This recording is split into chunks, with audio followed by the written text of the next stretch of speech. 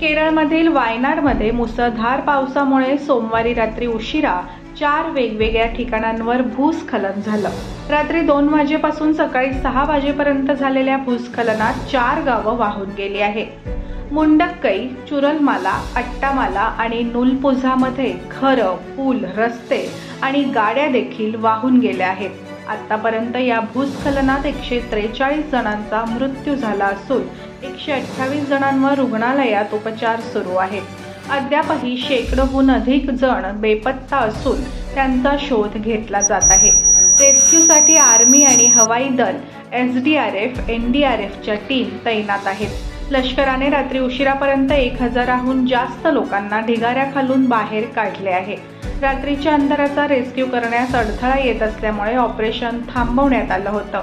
आज सकाळपासून रेस्क्यूचं काम पुन्हा सुरू करण्यात आलं आहे।